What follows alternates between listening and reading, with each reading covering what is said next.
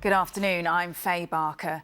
The deadline has now passed for British nationals in Sudan to take a UK evacuation flight out of the war-torn country. Although thousands of British nationals are still believed to remain there, the Foreign Office says the numbers arriving at the evacuation point have dwindled. A meeting of the government's Cobra Emergency Committee is due to take place this afternoon to discuss the next steps in responding to the crisis.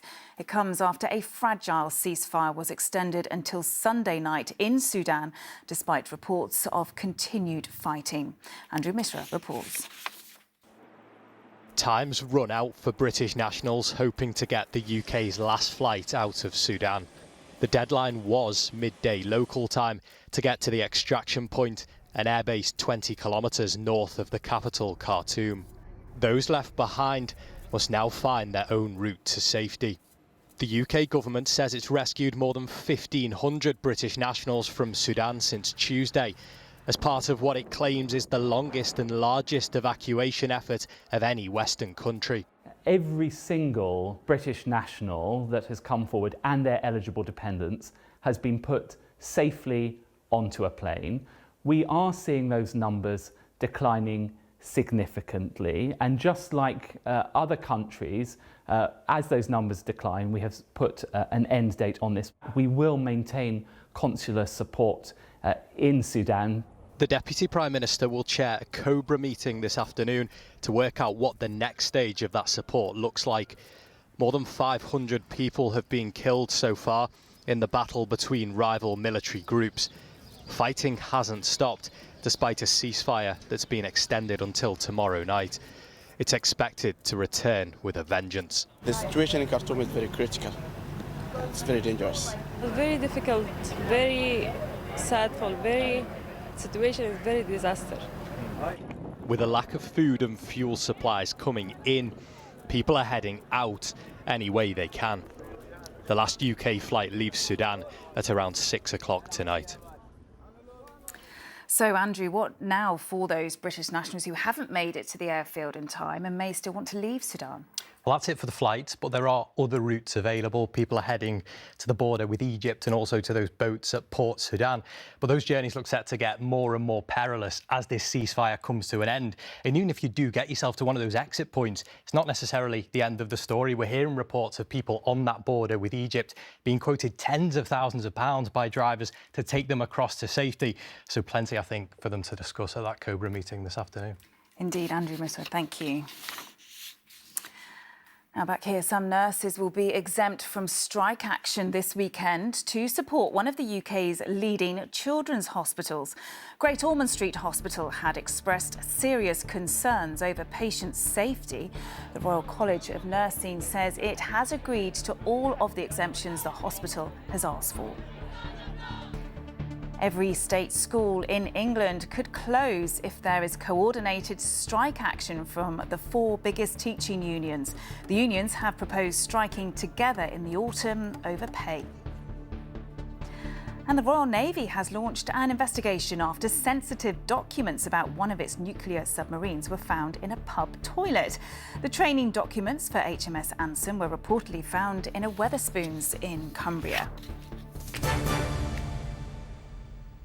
Now, history will be made at Twickenham this afternoon as England's Red Roses fight for a 5th successive Women's Six Nations title. They'll kick off against France shortly in front of a world record crowd. Well, Chris Scudder's there. So, Chris, an important match in several ways.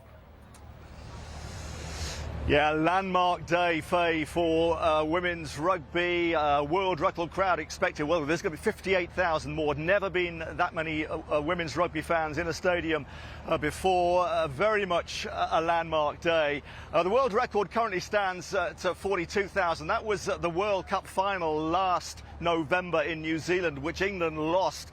And much of their success has been down to winning games, quite simply. The last time England lost a Six Nations match to France was way back in 2018. So the Grand Slam on the line today. Interesting that that day, back in 5 years ago, that there was a world record crowd of 17,000.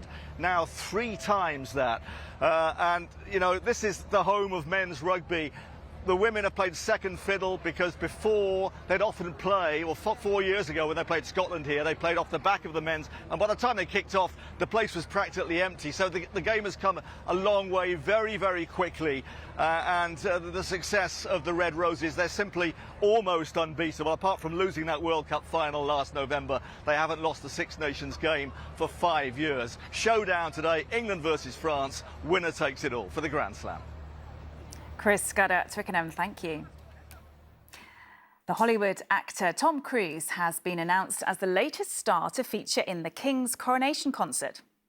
What you're about to see is one of the most enthralling, thrilling, heart-in-the-mouth displays in the land, if not the world. Well, Cruise attended the Royal Windsor Horse Show last year to mark the Queen's Platinum Jubilee. He and Dame Joan Collins, Sir Tom Jones and Bear Grylls will be among the stars appearing in pre-recorded videos at the concert in Windsor on May the 7th.